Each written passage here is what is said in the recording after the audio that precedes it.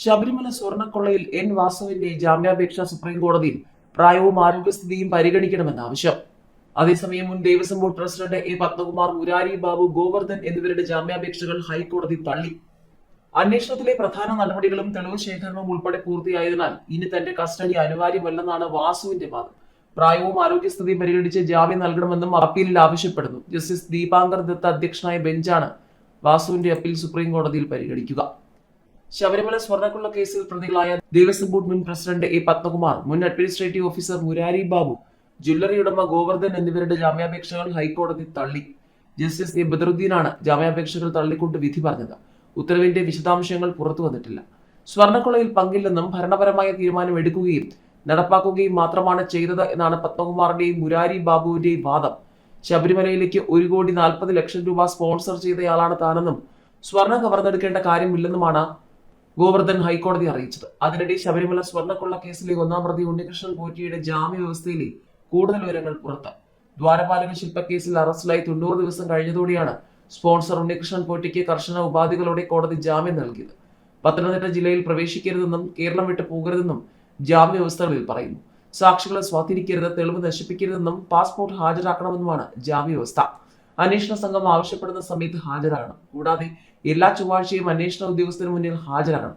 അന്വേഷണത്തെ പ്രതികൂലമായി ബാധിക്കുന്ന ഒന്നും ചെയ്യരുതെന്നും ജാമ്യ വ്യവസ്ഥയിലുണ്ട്. എന്നാൽ കട്ടിളപ്പാളി കേസിൽ റിമാൻഡിൽ തുടരുന്നതിനാൽ ജയിലിൽ നിന്നും പുറത്തിറങ്ങാനാകില്ല. ഫെബ്രുവരി 1-ന് 90 ദിവസം പൂർത്തിയാകുന്നതോടെ കട്ടിളപ്പാളി കേസിലും പോറ്റി ജാമ്യ നീക്കം നടത്തും. ഏതായാലും ഇ ഡി റെയ്ഡിൽ കനത്ത പ്രഹരം ഉണ്ണികൃഷ്ണൻ പോറ്റിക്ക്. ഒറ്റ ദിവസത്തിൽ 1.5 കോടിയോളം സ്വത്തുക്കൾ മരവിപ്പിച്ചു. സ്മാർട്ട് ക്രിയേഷൻസിൽ 100 ഗ്രാം സ്വർണം കണ്ടെടുത്തു. ഇ ഡി റെയ്ഡിൽ ഉണ്ണികൃഷ്ണൻ പോറ്റിക്ക് കനത്ത പ്രഹരം. SIT രജിസ്റ്റർ ചെയ്ത കേസിലെ ഒന്നാം പ്രതിയായ ഉണ്ണികൃഷ്ണൻ പോറ്റിയുടെ 1.5 കോടിയോളം വില വരുന്ന ആസ്തികളാണ് ഒറ്റ ദിവസത്തിൽ ഇ ഡി മരവിപ്പിച്ചത്. സംസ്ഥാന വ്യാപകമായി നടത്തിയ പരിശോധനയ്ക്ക് പിന്നാലെയായിരുന്നു നടപടി.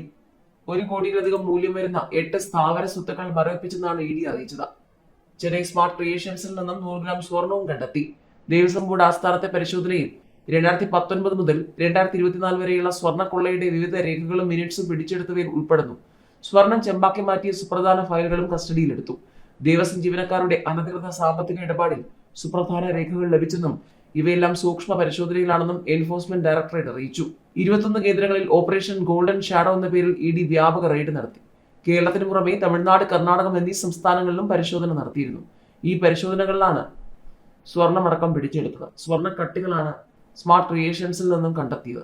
2019-24 ഇടയിൽ ദേവസ്വം ബോർഡ് പുറപ്പെടുവിച്ച ഉത്തരവുകളും ഇ ഡി കസ്റ്റഡിയിലെടുത്തു.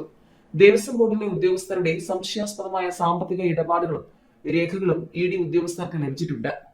ശബരിമലയിൽ കൂട്ടക്കൊള്ള എന്നാണ് ഹൈക്കോടതി വിശേഷിപ്പിച്ചത്. നഷ്ടമായ ബാക്കി സ്വർണം എവിടെയെന്ന് കണ്ടെത്തണം. അറസ്റ്റിന് പിന്നാലെ ആശുപത്രിയിൽ തുടരുന്ന പ്രതി ശങ്കർദാസിന്റെ രോഗമെന്തെന്നും എന്ത് ചികിത്സ നൽകണമെന്നും മെഡിക്കൽ ബോർഡ് പരിശോധിച്ച് ഉടൻ റിപ്പോർട്ട് നൽകണമെന്നും ഹൈക്കോടതി നിർദ്ദേശിച്ചു. ജാമ്യാപേക്ഷ തള്ളിയുള്ള ഉത്തരവിലാണ് ഗൗരവമേറിയ പരാമർശങ്ങൾ. പഞ്ചാഗ്നി മധ്യേ തപസ്സു ചെയ്താലുമേ പാപകർമ്മത്തിൻ പ്രതിക്രിയയാകുമോ എന്ന് തുടങ്ങുന്ന വരികൾ ഉദ്ധരിച്ചാണ് ശബരിമല സ്വർണ്ണക്കൊള്ള കേസിൽ പ്രതികളുടെ ജാമ്യം നിഷേധിച്ചുള്ള ഹൈക്കോടതി ഉത്തരവ്.